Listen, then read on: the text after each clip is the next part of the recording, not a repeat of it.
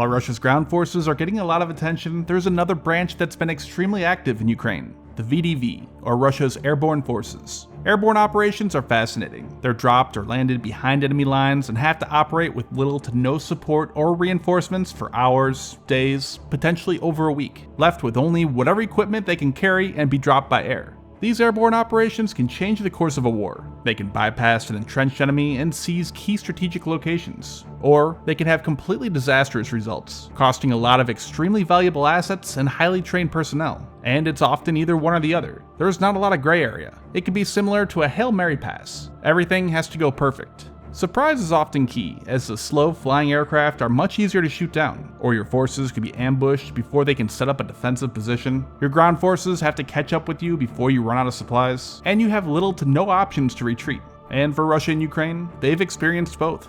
First, our sponsor. Tired of having a full battery? Introducing the Black Hole Battery Drainer. It's rated the #1 fastest counter battery system on the market. Power goes in, but guaranteed not to come out. It takes you from 100 to 0 in less than 15 seconds. And to prove it, here's a guy saying how satisfied he is. And here's another talking about how it worked and he can't use his phone anymore. Again, Black Hole Battery Drainer at blackholepower.com. And what a horrible product. But what isn't is our real sponsor, Raid Shadow Legends. You already know what it is. It's a fun RPG with awesome graphics and a lot of strategy layered in. And right now, they're running their Deliana Chase event. Logging in and playing for 7 days between now and July 20th gets you Deliana, which is a brand new and one of their strongest legendary champions. So this is the best time to get started in Raid. And if you click my link down in the description or scan my QR code here on the screen, you'll get a free starter pack that's worth almost $40. We're talking about 3 free champions at once, plus 10 Magic XP brews, 10 Force XP brews, and 10 Spirit brews. That's huge.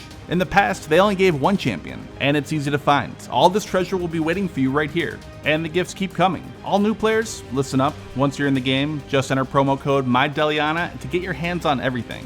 It's simple. You'll get 50 XP brews to instantly get your legendary hero Deliana to max level 50, as well as a ton of silver. And it's that easy. Just click the link in the description, and I'll see you in the game. Again, Raid Shadow Legends. As laid out in the opening, airborne operations are incredibly risky. The highly trained troops, the valuable air assets that are required to deploy them, as well as additional forces to either suppress the enemy air defenses or to strike enemy units in the area, sometimes diversionary attacks, possible additional supply drops, and all the necessary initial reconnaissance, planning, mapping, organizing local sympathizers, agents, and more make them extremely costly. Therefore, it's really important to consider whether there's any other option available that can fulfill this mission. Due to these costs, airborne forces are typically only utilized on strategic targets, things like air bases, logistics and transportation hubs, communication, enemy command and control posts, ports, or even populated areas. Rarely are they used tactically, such as just to flank an enemy unit in battle.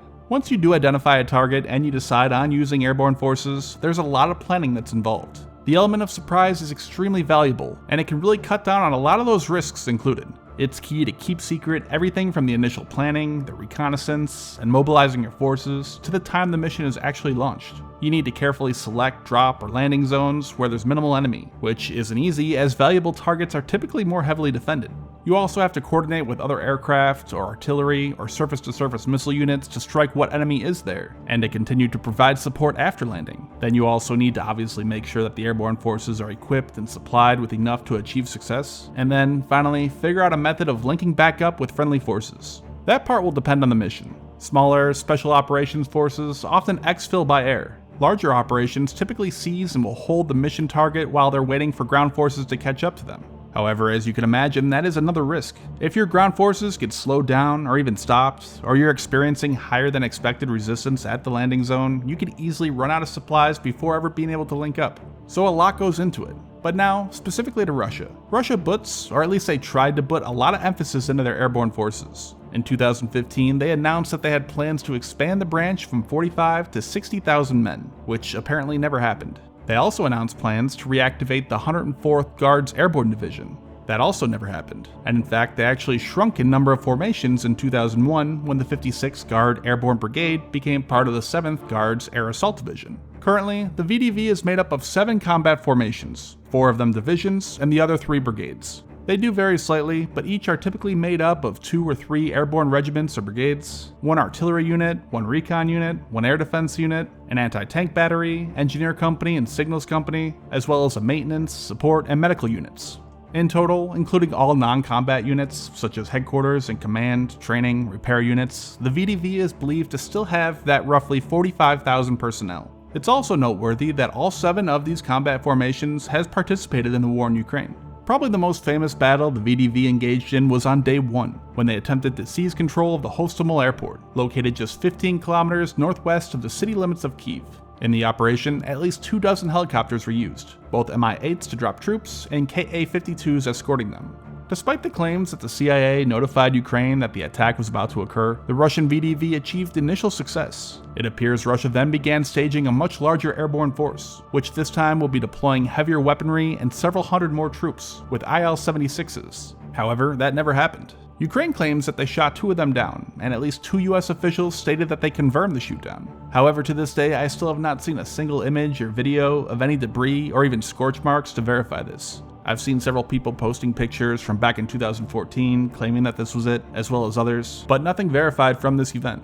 We've seen plenty of pictures and media of helicopters that were downed, but no evidence of those massive IL-76s. Although I have seen some speculation that they could have gone down in that large Kyiv reservoir just north of the city. But without those reinforcements ever coming, that initial force that landed there were met with heavy Ukrainian counterattacks, and they eventually had to retreat into the surrounding woods. The next day, Russia was able to retake the airport though, with the help of another VDV unit being landed. But that initial landing so close to Kyiv really increased the risks. The only logical way that I can see it being explained is that Russia really believed that Kyiv would quickly collapse, and therefore they wanted to secure this airport and use it to deliver supplies into the city. There's no real other benefit to seizing physical control of that airport so early on in such a risky mission unless the plan was to take control of Ukraine's capital.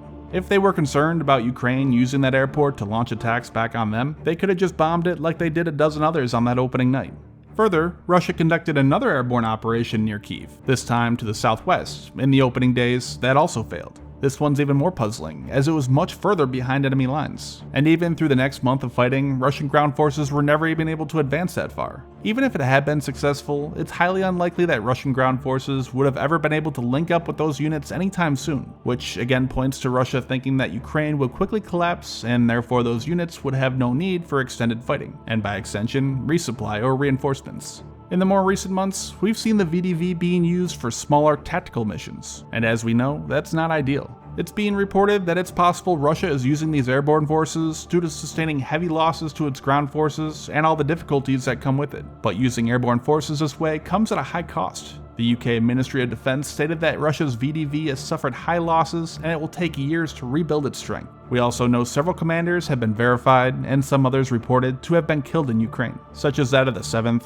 the 31st, the 83rd, as well as a regiment commander of the 98th. Several other commanders have also been suddenly dismissed, such as that of the 76th and 98th divisions.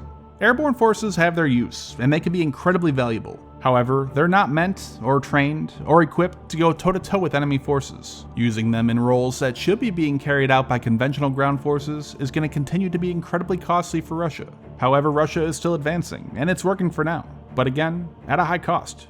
And then also, real quick in closing, I'm happy to announce a partnership with Project OWL, the OSINT community. OSINT, as you might already know, is open source intelligence. It's a place there you can go and follow and speculate on real world events. It's great because you'll find a lot of stuff there well before it ever reaches mainstream news. So go over and check them out on Discord. I'll have the link down in the description.